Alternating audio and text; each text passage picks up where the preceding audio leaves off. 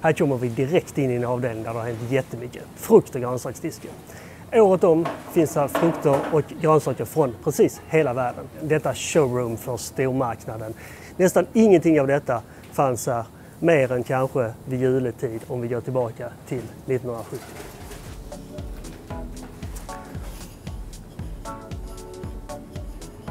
Nu när vi har gått sådär 20 meter, då börjar vi se någonting som ser ut mera som en grönsaksdisk februari 1972.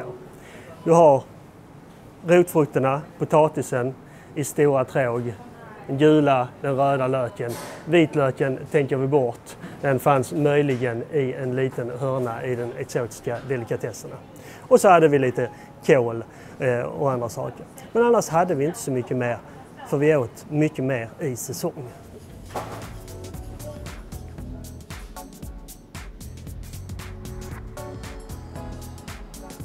Det är en myt att traditionell mat består av en massa kött och att det är det vegetariska som är det nya. Nej, tvärtom är det just så att den ökade köttkonsumtionen är en av de mest slående trenderna om vi tittar de senaste 30 åren.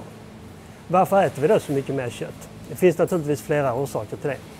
Det har blivit mycket billigare och vi har också fortsatt ha en rätt så hög status, åtminstone till de senaste åren.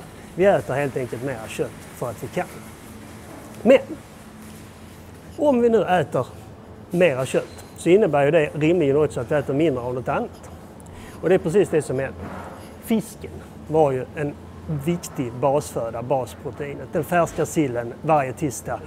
Idag är fisk lyxigt och det är också någonting som blir allt svårare att få tag i den viltfångade fisken.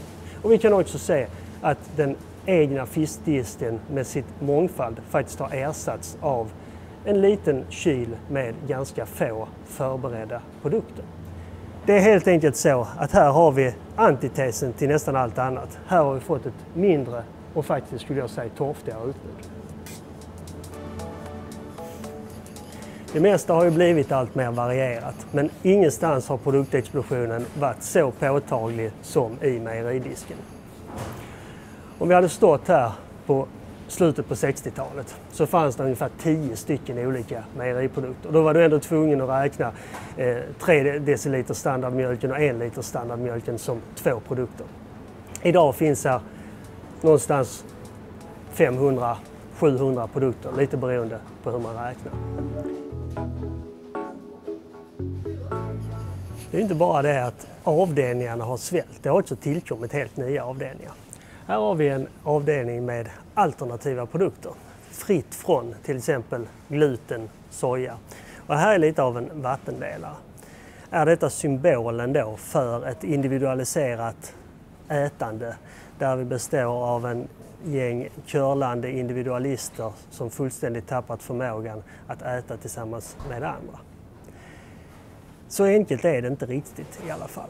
Även om jag tycker på allvar att man måste fundera över måltidens sociala dimensioner. Vi får inte sluta äta med varandra.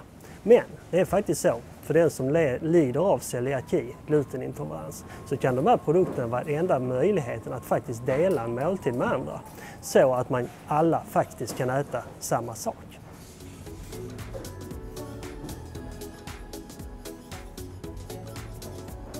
Nu har vi kommit fram till brödet. Och brödet tillhörde ju de avdelningar som det var svårast att integrera i en modern stormarknad. Svårt att få logistiken att funka för att få den här frasiga skorpan på brödet som man var van vid. Istället blev det påsbröd som skulle hålla sig länge. Det blev ett ganska torftigt utbud i många stormarknader. Ett par, 3 varianter på sirapslimpa, formfranska och inte så mycket mer. Men sen kommer den stora brödrevolutionen och då är vi faktiskt inte mycket mer än 10 år tillbaka.